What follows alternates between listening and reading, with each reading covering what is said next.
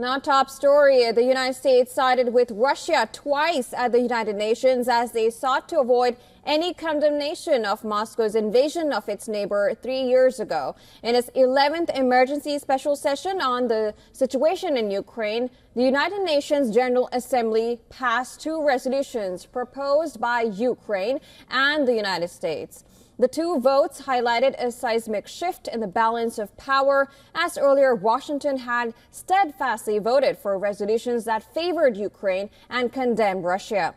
Washington and Russia aligned first at a morning vote at the General Assembly and again at an afternoon vote of the Security Council. The resolution drafted by Ukraine and supported by many European countries received 93 votes in favor, 18 votes against, and 65 abstentions. India, along with China, abstained while the United States and Russia voted against. The General Assembly then voted on 4 amendments to a U.S. draft resolution, including an amendment proposed by Russia, which was not passed. The 3 amendments proposed by a bloc of European countries were passed. Now, for the amendments, the U.S. draft resolution, The Path to Peace, received 93 votes in favor, 8 votes against, and 73 abstentions.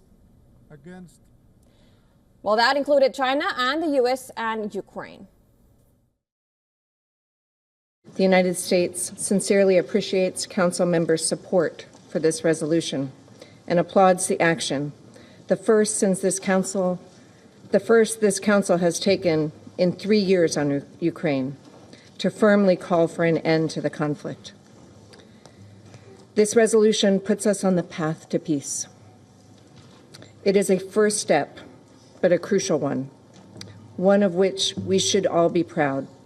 Now we must use it to build a peaceful future for Ukraine, Russia, and the international community. I thank you. Meanwhile, Russian President Vladimir Putin has called his Ukrainian counterpart Volodymyr Zelensky a toxic figure. In a televised interview, he said that the current head of the Kiev regime is becoming a toxic figure from the point of view of the armed forces and society in general in Ukraine. The current head of the Kiev regime is becoming a toxic figure for the armed forces of Ukraine because he gives ridiculous orders dictated not by military considerations but by political considerations.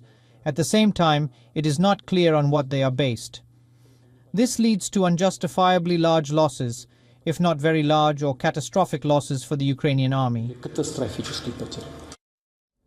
Now, furthermore, Putin said that European countries can participate in talks to resolve the conflict in Ukraine, as he sees nothing wrong with this. We could come to an agreement with the United States. We don't mind. I think it's a good idea. The United States would have cut by 50%, and we would have cut by 50%. Well, the People's Republic of China would join later if it wanted to. We believe that the proposal is good, and we are ready for discussions on this matter. The Russian president also said that he is ready for U.S. investment in strategic minerals in occupied Ukraine. He even offered the U.S. the opportunity for joint exploration of Russia's rare earth metals deposits, outlining a future economic deal between the two countries.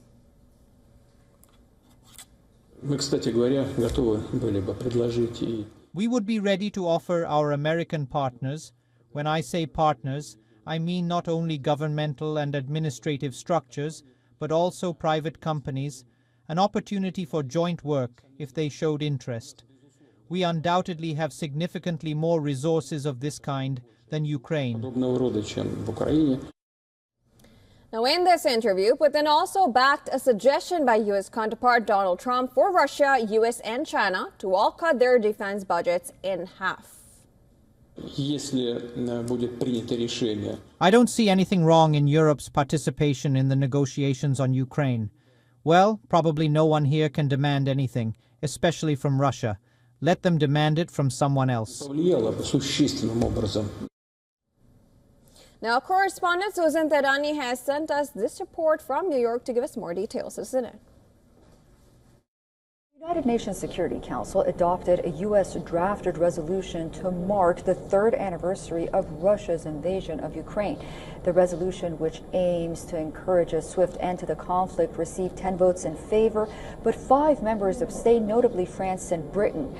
The resolution does not explicitly condemn Russia's actions or demand an immediate withdrawal of troops from Ukraine, a departure from previous UN stances. This development aligns well with President Donald Trump's recent diplomatic efforts to broker peace between Russia and Ukraine. The abstention by France and Britain reflects a broader hesitation among European countries regarding the U.S.'s current position. Earlier in the day, both the Europeans and the United States introduced and passed their own resolutions at the General Assembly. But resolutions over there are non-binding, unlike the U.S. drafted resolution later adopted here at the United Nations Security Council. The Europeans knew if they brought their resolution for a vote here at the Council, it will be vetoed by Russia right away and had no chance of passing. Susan Tehrani reporting from New York for WION World this one.